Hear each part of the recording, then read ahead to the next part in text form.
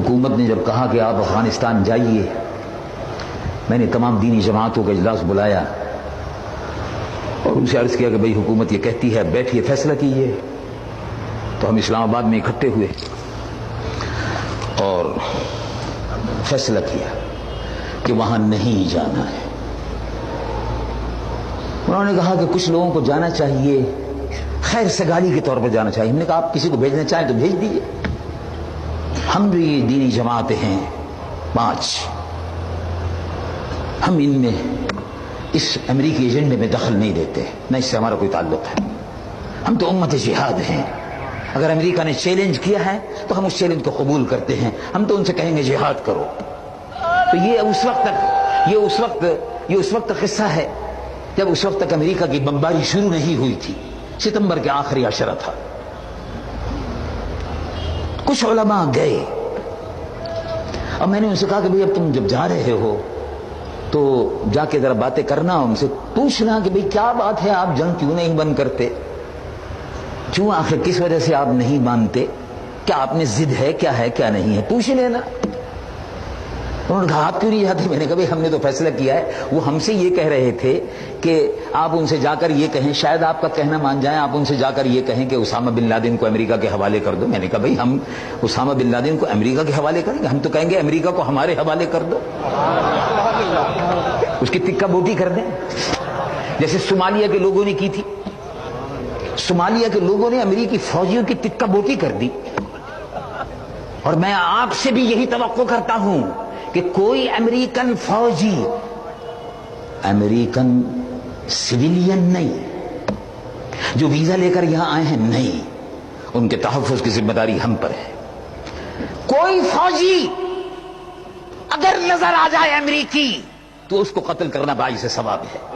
نعرہ تکبیر، اللہ اکبر، نعرہ رسالت، یا رسول اللہ۔ الجہاد الجہاد۔ ہم پاکستان کی سرزمین پر امریکہ کے فوج کو، امریکیوں کو، ہم پاکستان کی سرزمین پر امریکی فوج کو برداشت نہیں کر سکتے۔ یہ اسلام کا قلعہ ہے، ہم اس کو امریکہ کے فوجیوں سے ناپاک نہیں ہونے دیں گے، جیسے ہم ہندو فوجیوں کو برداشت نہیں کر سکتے۔ ہندو فوجی بھی کشمیر کی بارڈر پر جب مل جاتا ہے، میں ان سے یہ کہتا تھا، کشمیر جب جاتا ہوں تو کہتا ہوں کہ بارڈر پہ جو بھی کشمیریوں فوجی مل جائے تم کو ہندو، فوراً گولی مار دو، قتل کر دو۔ یہ پاکستان کی سرزمین ہے، یہ اسلام کا قلعہ ہے، یہ رسول اللہ کے دیوانوں کا اور مستانوں کا دیش ہے، اس کی حفاظت ہمارا فریضہ ہے۔ اور ہم کسی بھی امریکہ ہو کہ برطانوی فوجی ہو کہ روسی فوجی ہو، ان روسی فوجیوں کا اور عیسائی فوجیوں کا اسی طرح سے قبرستان بنانا ہوگا جیسے اب ان کا قبرستان افغانستان میں بن رہا ہے انشاءاللہ۔ تو میں عرض کر رہا تھا اور بات یہاں سے چلی تھی، میں نے کہا تھا ان سے پوچھنا بھائی اور ہمارا سلام بھی پہنچا دینا، ہم تو نہیں جاتے، ہم کیوں ان سے کہیں کہ بھائی اسامہ کو دے دو، اور ہم کیوں ان سے کہیں کہ بھائی یہ تمہارے اوپر بمباری ہونے والی ہے تو امریکہ سے پناہ مانگ لو، نہیں، ہم کیوں کہیں گے ایسا؟ ہم تو یہ کہیں گے کہ مسلمانوں اللہ کی پناہ میں آ جاؤ، اور جو اللہ کی پناہ میں آتا ہے پھر اس کو کوئی نقصان نہیں پہنچا سکتا۔ تو ہم تو یہ کہیں گے، یہ تھوڑی کہیں گے کہ تم امریکہ کی پناہ میں چلے جاؤ۔ بہرحال آپ جائیں، معلوم کریں۔ جب وہ آئے تو میں نے ان سے معلوم کیا، کہو بھائی کیا حال ہے، مل کے آئے، کہنے کہ ہاں بس وہ آپ لوگ نہیں گئے تو ہم کو جانا پڑ گیا۔ ہم نے ان سے کہا کہ بھائی امریکہ بڑا خبیث ہے، یہ بڑا شیطان ہے، چلتا پھرتا شیطان، اگر دیکھنا ہو تو امریکہ کو دیکھ لو۔ تو میں نے کہا کہ بھائی پھر بات کیا ہوئی؟ تو انہوں نے کہا بات اصل میں یہ ہے، ہم نے ان سے کہا کہ بھائی جنگ میں بڑا نقصان ہوگا، امریکہ بڑا بے رحم ہے، یہ برطانیہ بڑا بے رحم ہے، دیکھو 10 برس میں لاکھوں مسلمان بچوں کو عراق میں ختم کر دیا، لیبیا پہ بمباری کر کے 250 مسلمانوں کو شہید کر دیا، قذافی صاحب کی بیٹی کو بھی شہید کر دیا، سودان پہ فیکٹری پہ بمباری کی اور مختلف علاقوں پہ بمباری کی، ساؤتھ سودان میں سازشیں کی، ہزاروں سودانی مسلمانوں کو شہید کر دیا۔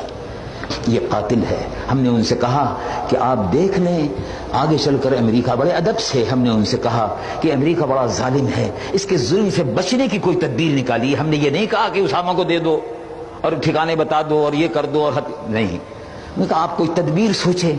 انہوں نے کہا ہم تدبیر سوچتے تھے کہ بھئی کچھ نہ کچھ تو بیچ میں سے رستہ نکالے, لیکن امیر المومنین ملا عمر نے کہا کہ ہم یہ سوچتے تھے کہ کوئی رستہ نکالے, جان بھی بچ جائے, سانپ بھی مر جائے اور لاٹھی بھی نہ ٹوٹے, یہ سوچ رہے تھے. لیکن ہم نے دیکھا رات کو خواب میں دیکھا کہ دروازے کھل گئے, آسمان پر نور برس رہا ہے, رحمتوں کی گھٹا آ رہی ہے اور سنہری جالیوں کے دروازے کھل گئے. دونوں جہاں کے تاجدار یا رسول اللہ, یا رسول اللہ,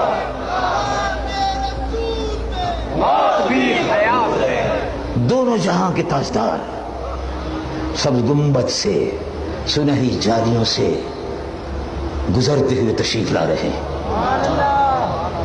اور کہا خبردار,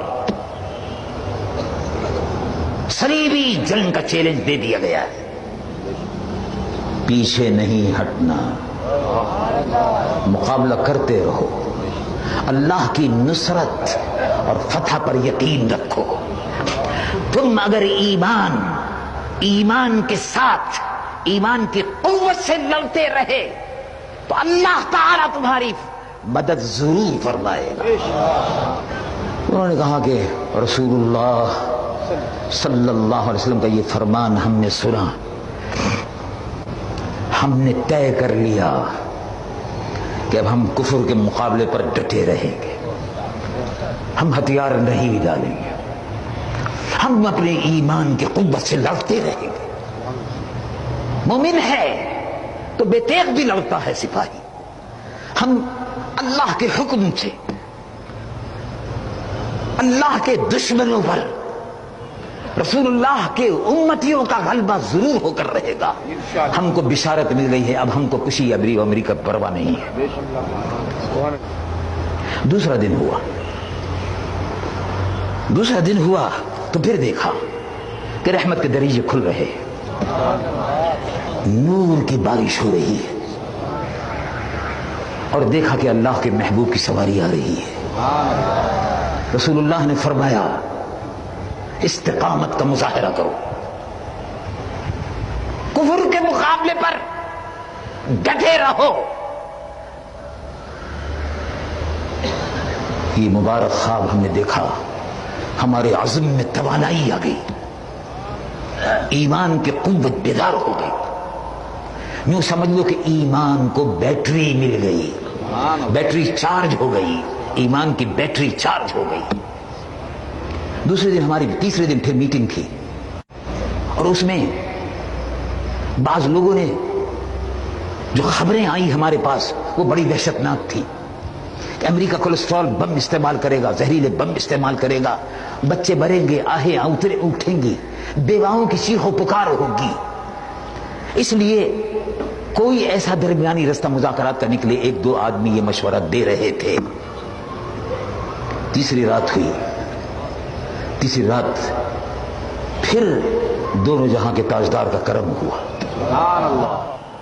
آج بھی میں یقین رکھتا ہوں ملا عمر صاحب کے اس بیان پر, جس میں انہوں نے پاکستان کے لوگوں سے, علماء سے یہ کہا کہ ہم کو رسول اللہ کی زیارت کا شرف حاصل ہوا اور اللہ کے محبوب نے فرمایا ہے کہ مقابلے کا فیصلہ کرو اور فیصلہ کرنے کے بعد اس پر ثابت قدم رہو, جہاد کا علم بلند کرو, کفر پر غلبہ حاصل کرو.